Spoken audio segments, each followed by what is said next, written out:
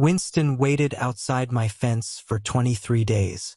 I have photos on my phone, evidence of loyalty I didn't deserve. Evidence I can never show him now. I'm standing in Kennel 7 at Riverside Animal Shelter, and the space is empty. Not clean. Not waiting for a new arrival. Just empty. There's still a worn blanket in the corner. The kind volunteers leave for dogs who've been here too long. Someone forgot to remove it. Or maybe they couldn't. The shelter coordinator, Maria, is standing beside me. She hasn't said anything for 2 full minutes. She doesn't need to. The silence is doing all the work. 3 weeks ago, I stood on the other side of this fence. Winston was right there. Ribs showing through his tan and white coat, eyes that didn't beg but somehow asked anyway. He wasn't aggressive. It wasn't loud. He just watched me with the kind of patience that makes you uncomfortable because you know you don't deserve it. I had a bag of groceries in one hand, my phone in the other, a perfectly reasonable excuse to keep walking. So I did. I convinced myself it was practical. The shelter would handle it. Someone else would choose him. I had my own life. My own losses I was still trying to survive. Taking on someone else's pain wasn't strength. It was reckless. That's what I told myself. What I didn't say, even in my own head, was the truth. I was terrified that if I let something matter again, I'd fail it the same way I'd failed before. But Winston didn't leave. Day 2, he was near the fence line, lying in the shade of the oak tree. Day 5, same spot. Day 9, I started taking a different route to my car, until I realized I was checking to see if he was still there before I changed direction. By day 14, I'd stopped pretending I wasn't looking. That's when I met Carla, one of the long-term volunteers. She was refilling water bowls along the perimeter, and she saw me staring. "He's been here 6 weeks total," she said, not looking at me. "Returned 3 times. People say he's too attached. Gets anxious when they leave. Cries at night." She poured the last of the water, then finally met my eyes. "The funny thing is, he doesn't cry here. Not once. Like he's saving it for people who promise to stay." I should have walked away then, too. Instead, I started showing up. Not to adopt him, I made that clear to myself. Just to check. To see if anyone had taken him. To make sure the shelter was treating him right. I told myself I was being responsible. Observant. Practical. What I was actually doing was falling in love in the slowest, most cowardly way possible. Close enough to feel something. Far enough to run if it hurt. On day 18, I brought him a toy. One of those rope tug toys you can get at any pet store for $6. I left it outside the kennel fence, told myself it didn't mean anything. Winston carried it everywhere for 3 days. Even in the photos Maria took for the adoption listings, he's holding it between his paws like it's the only thing in the world that chose him back. I didn't know shelters worked on rotations. I didn't know long-term hold meant 90 days, not forever. I didn't know that when a dog isn't adopted and space runs out, decisions get made quietly, without drama, without announcement.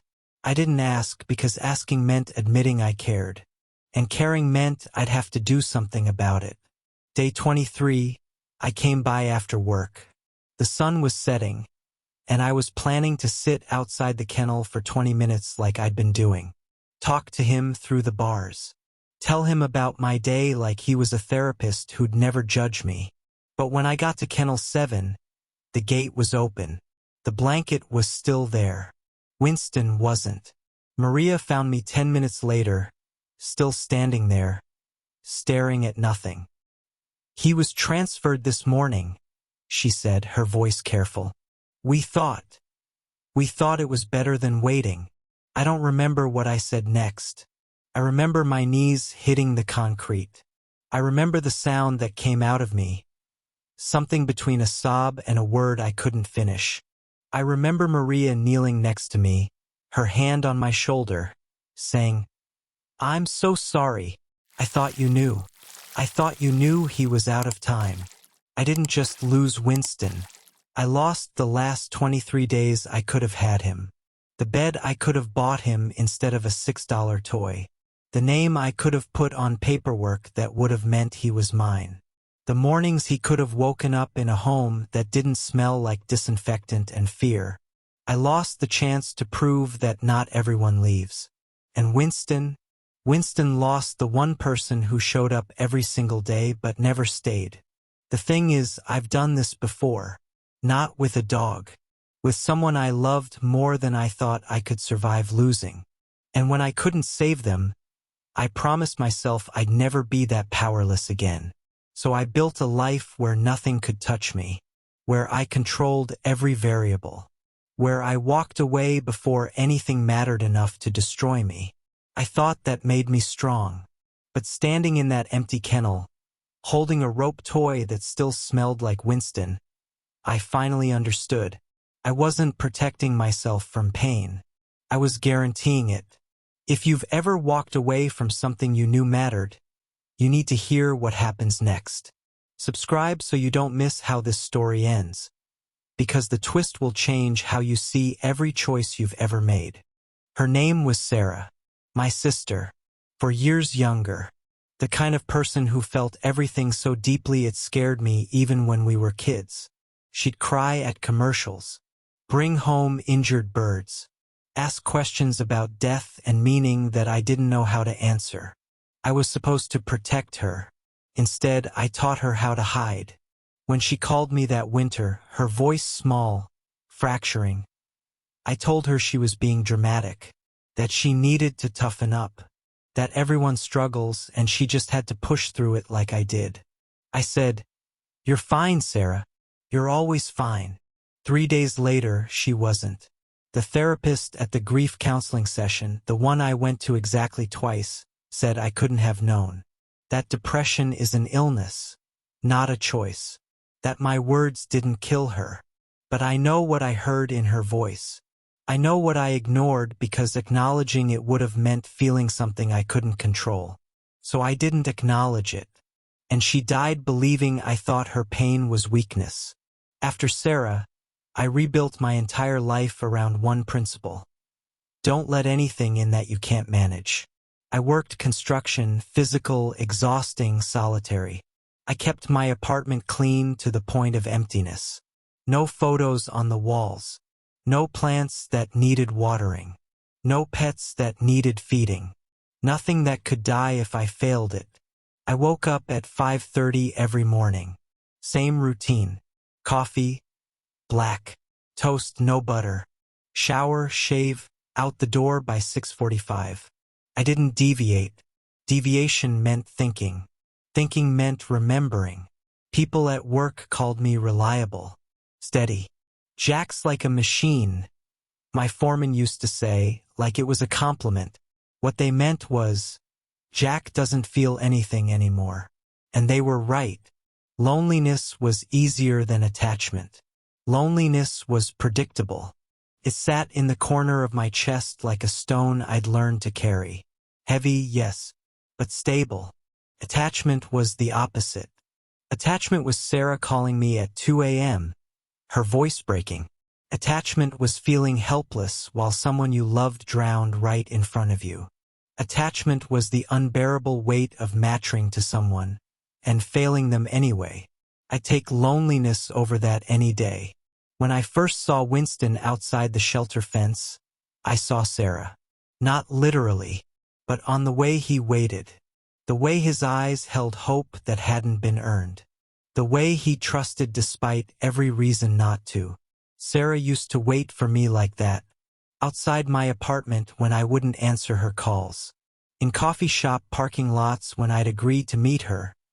Then show up late because I couldn't handle the conversation I knew was coming. She never got angry. Never demanded. Just waited. Like love was enough to keep someone from disappearing. It wasn't. And Winston's waiting felt like an accusation I couldn't answer. So I convinced myself that turning away was mercy. If I didn't take him, he'd find someone better. someone who wasn't broken, someone who knew how to stay when things got hard. Caring leads to pain. I'd learned that lesson in the worst way possible. And I wasn't going to fail anyone ever again, because I wasn't going to let anyone depend on me. It was self-protection. It was rational. It was the exact same lie I told myself when I ignored Sarah's last call, because I was too tired to deal with her emotions. But on day 24, when I walked past the shelter on my way home from the hardware store, Winston was still there, still lying beneath the oak tree, still watching the road like he knew I'd come back eventually. His ribs were more visible now. Someone had left him a bowl of kibble, but it sat untouched. He wasn't waiting for food. He was waiting for me, and I hated him for it. Not because he'd done anything wrong, but because he reminded me that some kinds of hope don't know when to quit, even when the person they're waiting for already has. Winston didn't follow me that first day. I expected him to. That's what strays do, right? They trail behind you, whimpering, forcing you to acknowledge them until you either relent or feel guilty enough to call animal control. But when I looked back from my car, Winston was exactly where I'd left him. Sitting, watching, not moving toward me, not moving away. Just present, like he'd already decided something I hadn't figured out yet. Day 2, he was under the oak tree near the shelter's east fence. Same posture. Shoulders relaxed, head up, eyes tracking my movements with an intensity that felt less like desperation and more like study. By day 4, I started noticing things I shouldn't have. The way his front left paw tucked slightly inward when he sat, like an old injury he'd learned to compensate for. The gray freckling around his muzzle that meant he wasn't young, wasn't the kind of dog people lined up to adopt. The way he never barked, not once, even when other dogs lost their minds at squirrels or passing cars. He had restraint, dignity even, like he knew begging didn't work, so he'd try something else entirely. Other people walked past him without a second glance. A jogger with earbuds, a mother with a stroller who steered wide, probably assuming he was aggressive. 2 kids on bikes who pointed but kept moving. Nobody stopped. Nobody except me, and I hated that I was stopping. Hated that on day 7, I deliberately parked in the far lot just to see if he'd notice. He did. His head turned, tracked my walk to the building, then settled back into that patient, unnerving stillness. I wasn't being followed. I was being waited for. There's a difference. Day 9, I broke. Not dramatically. I didn't approach him, didn't call his name. I just stopped pretending I wasn't looking. Let myself stand there for 30 seconds, meeting his eyes across the fence. He didn't react, didn't wag his tail or whine or do any of the things that would have let me dismiss him as just another needy animal. He simply held my gaze, and in that moment, I felt something I hadn't felt in years. Seen, not judged, not pressured. Just seen by someone who wasn't asking me to be anything other than willing to stay. Day 12, a volunteer, different from Carla, came out to check on him. She crouched down, spoke softly, and offered food from her palm. Winston took it gently, politely, then returned his attention to the fence line. To me. He's waiting for someone, the volunteer said, noticing me watching. She didn't know it was me. How could she? But Winston knew. By day 14, the realization settled over me like weight I couldn't shrug off. Winston wasn't waiting for someone. He was waiting for me. Every single day in the same spot with the same patience, making the same choice I'd refused to make. He was choosing me, even after I'd turned away. Even after I'd proven I was exactly the kind of person who walks past suffering when it's inconvenient. Even after I'd given him every reason to give up. Winston looked at me like second chances weren't something you earned. They were something you offered. And for the first time since Sarah stopped answering my calls, I felt the armor crack. Not break. Not yet. but crack enough to let something dangerous seep through. Hope. You think you know where this is going. You don't. The real reason Winston kept waiting will completely reframe everything you just heard. Subscribe so you're here when the truth comes out. People in the comments are still crying about it. I learned Winston's story the way most truths surface. In fragments, overheard, pieced together from people who didn't realize I was listening. Day 16. I was inside the shelter lobby, pretending to browse their bulletin board of adoptable pets. 2 staff members were talking near the supply closet, voices low but not quite low enough. Winston's back in rotation, one said. A younger guy, maybe early 20s, wearing a volunteer shirt with a coffee stain. 3rd time this year. Same issue. The other voice, older, tired. Same issue. The family said he cried every time they left for work. Neighbors complained. They felt guilty, but not guilty enough. There was a pause. The sound of kibble being poured into containers. He's a good dog, the younger one said. Just love too hard, I guess. Loves too hard. I stood there staring at a flyer for low-cost spay and neuter services, those 3 words burning into my chest like a brand. Day 18, I asked Carla directly. I tried to sound casual, like I was just curious about shelter operations. That tan dog outside. How long has he been here? She didn't look up from the medication log she was filling out. Winston? 6 weeks this stretch. 43 days total if you count the other stays. Other stays. He gets adopted every few months. Always comes back. She clicked her pen and finally met my eyes. The first family returned him after 2 weeks. Said he had separation anxiety. The second family made it a month, same complaint. The 3rd time, they didn't even last a week.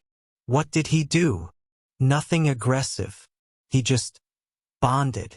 I wanted to be near them constantly. Whined when they closed doors. Followed them room to room. They said it was too much.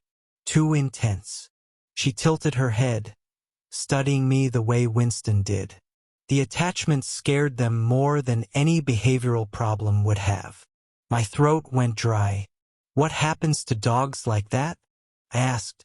The ones nobody keeps? Carla's expression shifted. Something between pity and resignation. Eventually, we run out of time. That night, I couldn't sleep. I kept seeing Winston's face superimposed over my own. Kept hearing those families explaining why they returned him. The same justifications I'd used with Sarah, with every person I'd ever pushed away before they could need me too much. He wanted too much. I couldn't handle that kind of dependency. It felt suffocating. I had my own life. Winston's fatal flaw wasn't aggression or destruction. It was loyalty, constancy, the refusal to pretend he didn't care. The exact things I'd spent 6 years running from. And every person who'd returned him to that shelter, every person who'd decided his love was a burden instead of a gift, was exactly who I'd become after Sarah. Day 19, I did something I swore I wouldn't do. I walked to the fence. Winston was in his usual spot, lying in the shade. When he saw me approach, he didn't jump up, didn't rush forward. He simply stood, slowly, carefully, and walked to the chain-link barrier between us. We stood there, 3 feet apart, separated by metal and choices. I didn't reach through to touch him, didn't make promises I wasn't sure I could keep. I just said quietly, "I see you." Winston's tail moved once. Not a wag, just a single sweep like acknowledgement. Like he'd been waiting 23 days just to hear that. It started on day 16 with something stupid. I was sitting on the curb outside the fence, coffee in hand, and I said out loud, "I burned my toast this morning. 3rd time this week." Winston's ears shifted forward. Not dramatically, just enough to acknowledge he'd heard. "I know," I continued, feeling ridiculous. Groundbreaking stuff. Man can't operate a toaster. But here's the thing, I kept talking. I told him about the grocery store running out of the bread I always bought, forcing me to try a different brand I didn't like. About my neighbor who left passive-aggressive notes about my trash bins. About the way my apartment felt too quiet at night, but somehow louder than I could stand. Small things. Meaningless things. Things I'd never said to another human being because they revealed how small my life had actually become. Winston didn't react with excitement. Didn't jump or wag or perform the emotional labor dogs usually do to make humans feel better. He just stayed. His breathing steady, his eyes half closed in the morning sun. His presence somehow confirmed that I existed beyond the careful performance I showed the rest of the world. By day 18, the day I brought the rope toy, I'd started structuring my mornings around him. Wake up 20 minutes earlier. Stop by the shelter before work. Sit for 15 minutes, sometimes talking, sometimes just existing in parallel silence. I told him about Sarah on day 20. Not the whole story, just fragments. I had a sister once. Well, I still do, technically. But I lost her because I thought protecting meant staying distant. My voice cracked on the last word. Turns out distance just looks like abandonment from the other side. Winston shifted closer to the fence. Still didn't touch it, didn't press against it begging for contact. Just moved 6 inches closer, like he understood proximity was its own language. You'd probably like her, I said, wiping my eyes with the back of my hand. She always wanted a dog. I told her we couldn't afford it. The truth I didn't say, I'd been too afraid. Afraid of one more thing I could fail at taking care of. Day 22, I noticed Winston had started waiting in a different spot, closer to where I parked, like he'd mapped my routine and adjusted accordingly. The rope toy was always nearby, tucked against his side or held loosely in his mouth. I looked forward to seeing him more than I'd looked forward to anything in years. And that's when the fear started creeping back in. The familiar voice reminded me, this is how it starts. This is how you let someone matter. And when you lose them, and you will, it'll break you worse than before. But I came back anyway. Day 23, I arrived earlier than usual. The parking lot was nearly empty, and there was a white van I didn't recognize near the shelter's side entrance. Official looking. Efficient. I didn't think much of it. I should have. When I reached our spot, the fence gate was already open.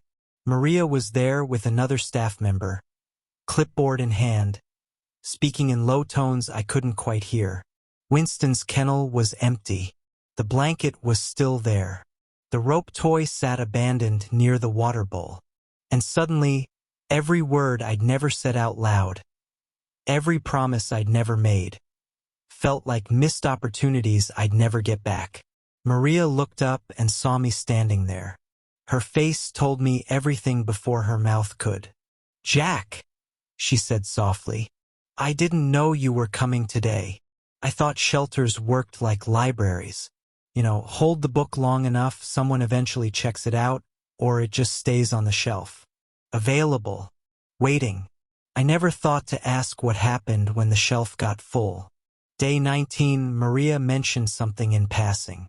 "We're at capacity again," she said, reviewing paperwork near the front desk. "It always happens this time of year." I nodded, said something about seasonal intake. Didn't ask what at capacity actually meant. Didn't ask what happened to the dogs who'd been there longest. Day 20, I noticed Winston had been moved to a different kennel.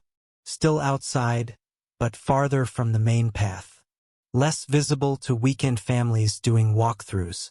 When I asked Maria about it, she said they were consolidating space for the new arrivals. "He's fine though, right?" I asked. "He's comfortable," she said. I heard yes. She'd said something else entirely.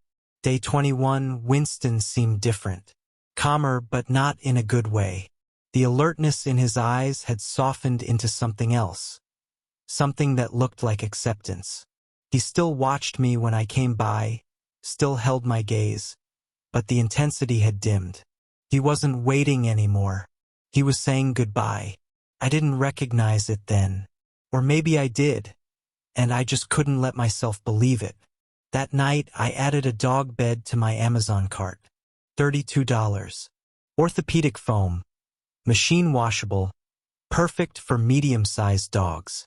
I stared at the place order button for 5 full minutes.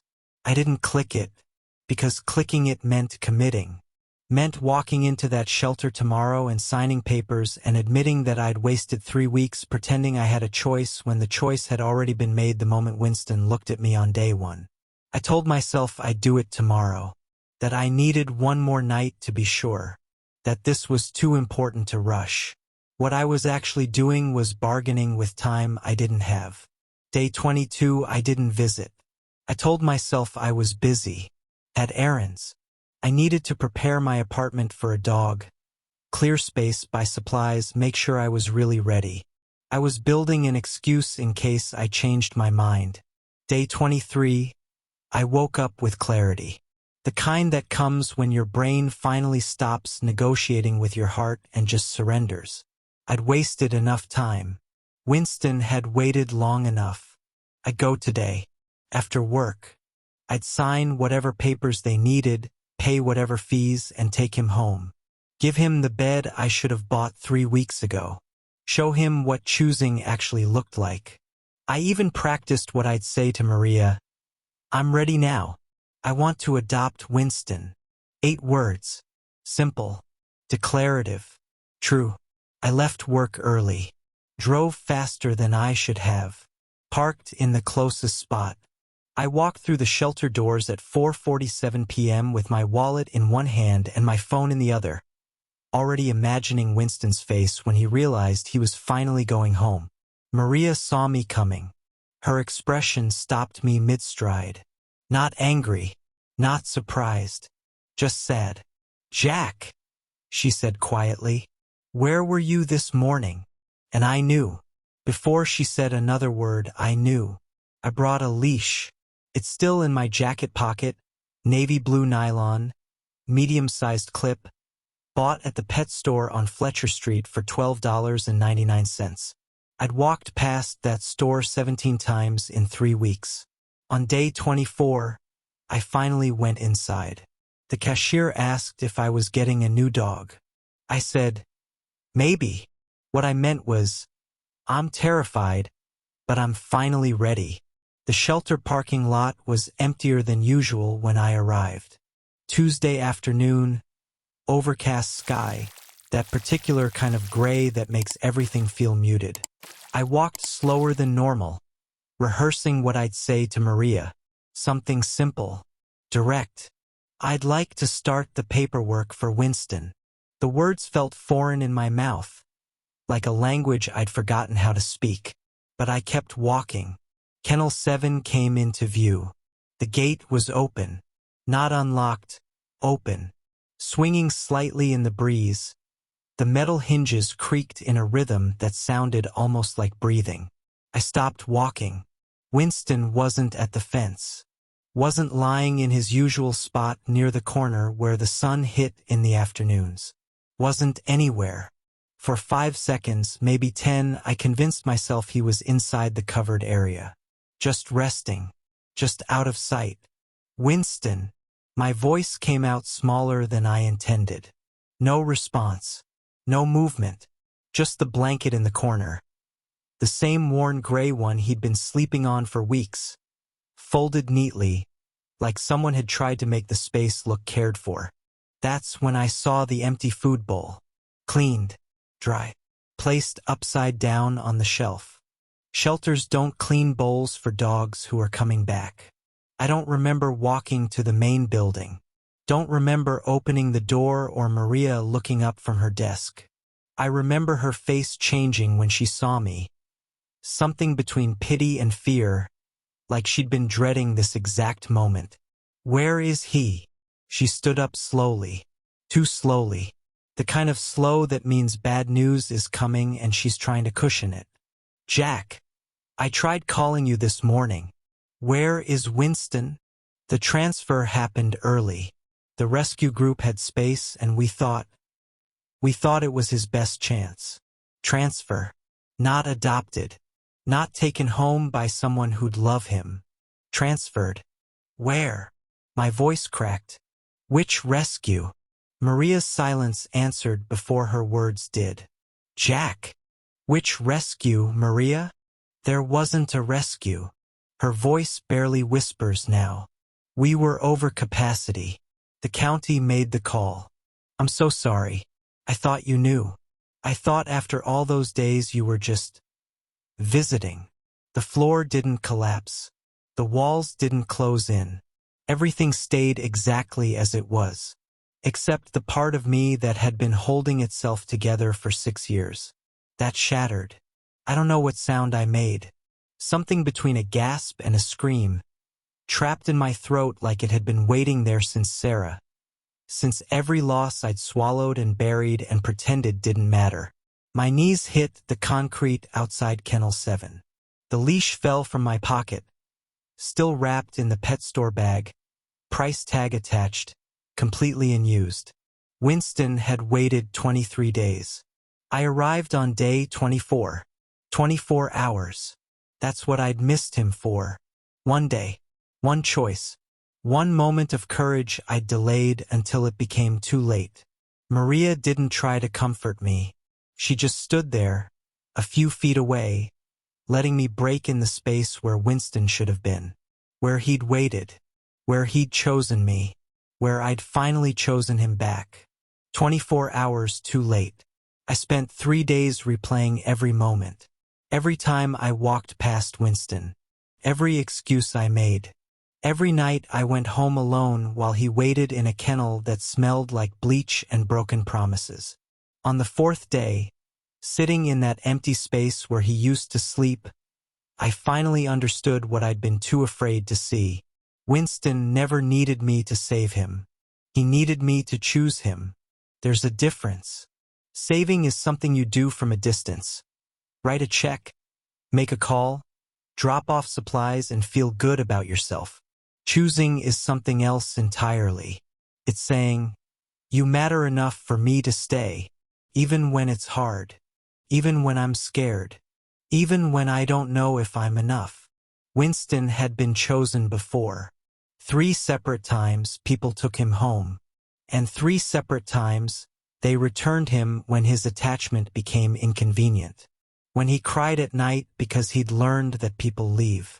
When he followed too closely because proximity was the only proof he had that love was real. They all said the same thing, he's too much. But the truth that shattered me, was that Winston wasn't too much. He was exactly enough. He was offering the one thing I'd spent 6 years running from, the chance to prove that not everyone disappears. And I'd walked away, just like I walked away from Sarah. The parallel hit me like physical force. Sarah didn't need me to fix her problems or manage her pain from a safe distance. She needed me to sit in that hospital room and stay. To let her see me scared, uncertain, human. To prove that family doesn't mean solving everything. It means not leaving when things break. I'd failed her by choosing comfort over presence. And I'd failed Winston the exact same way. But here's what I finally understood. Sitting on that concrete floor with a $6 rope toy in my hands. Avoidance isn't protection. It's not neutrality. It's not staying out of it. Avoidance is a decision. Every day I walked past Winston, I was choosing. Choosing distance over discomfort. Choosing my fear over his life. Choosing to let someone else make the hard call while I pretended I wasn't responsible for what happened next. I convinced myself that caring meant pain, so the answer was to stop caring. But Winston's empty kennel taught me something I should have learned 6 years ago. The pain comes anyway. The only difference is whether you earn it by trying or carry it as proof that you didn't. Winston's story wasn't about a stray dog nobody wanted. It was about loyalty offered to people too broken to recognize it. About the quiet souls who don't demand your best. They just ask you to stay long enough to try. I couldn't bring Winston back. Couldn't undo the 23 days he waited while I built new excuses. Couldn't give him the home he deserved or the person he thought I was. But I could do something else. I could make sure his waiting mattered. Not by forgetting. Not by moving on. Not by saving other dogs to ease my guilt. But by becoming the kind of person who stays. Who chooses presence over comfort. Who looks at the overlooked and says, "You're worth the risk of trying." I left the shelter that day with Winston's blanket folded in my arms, and a clarity that felt like grief and purpose braided together. I couldn't save Winston, but I could honor him by never turning away again. I didn't get another dog. People expected me to. Maria even pulled me aside 3 months after Winston, showed me profiles of dogs who'd been overlooked. Older ones, quiet ones, the ones with medical histories that scared people away. "Just look," she said gently, "when you're ready." But I wasn't looking for it. I was looking for a way to make Winston's absence mean something other than my failure. So I started showing up. Not as someone looking to adopt. As someone who stayed. Tuesday and Thursday evenings, I'm at Riverside. I sit outside the kennels of the dogs nobody visits. The ones who've been there 60 days, 90 days. The ones whose profiles say needs experienced owners or prefers quiet homes, which is a shelter code for people are afraid of me. I don't do much. I just sit. Talk to them like I used to talk to Winston about my day, about nothing, about everything. I bring rope toys, the $6 kind, because I learned that sometimes the smallest things are proof that someone remembered you exist. Last month, I bought a dog bed. A real one, orthopedic foam, machine washable, the kind I should have bought Winston. I donated it to the shelter with a note. For the dog who's been here the longest. It went to a 12-year-old beagle mix named Porter, who'd been returned twice for excessive attachment issues. He died on that bed 3 weeks later, surrounded by volunteers who loved him, in a space that was warm and soft. It didn't fix anything, but it mattered. I started fostering in month 5. A senior dog named Greta who was terrified of men, who shook when I first brought her home, who took 2 weeks to stop sleeping under the kitchen table. I bought her a crate, not to lock her in, but to give her somewhere that felt safe. I bought her a collar with her name on it, even though I knew she'd only be with me temporarily. Greta got adopted by a retired teacher after 8 weeks. I cried when she left. I also smiled, because I stayed. Through the fear, through the mess, through the nights she woke up panicked and I had to sit on the floor beside her crate until she calmed down. I didn't run. I didn't convince myself that distance was protection. I stayed. Now I'm fostering my 4th dog, a 3-legged mutt named Biscuit who was deemed unadoptable, until someone decided to actually spend time with him. He's sleeping on the couch right now, snoring, his head on the same cushion where I used to sit alone convincing myself loneliness was safer than loss. I tell people about Winston now, not to make them cry, though some do. I tell them because there are hundreds of Winstons. Dogs who don't bark loud enough, don't beg hard enough, don't perform desperation in ways that make humans feel heroic for saving them. I tell them because quiet loyalty shouldn't be a death sentence. And I tell them because Winston taught me the only lesson that mattered. Staying isn't about being perfect. It's about being present when it costs you something. I still have that rope toy. It's on my dresser, next to a photo Maria gave me. Winston holding it between his paws, eyes forward, waiting. I don't look at it every day anymore. But when I do, I don't see failure. I saw the dog who loved me before I knew how to stay. And I see the man I became because I finally learned. Jack thought walking away protected him. Instead, it destroyed him. But what he does next, the way he transforms that pain into purpose, that's why thousands keep coming back to this channel. Subscribe if you believe broken people can build something beautiful from their regrets. More stories like this are coming.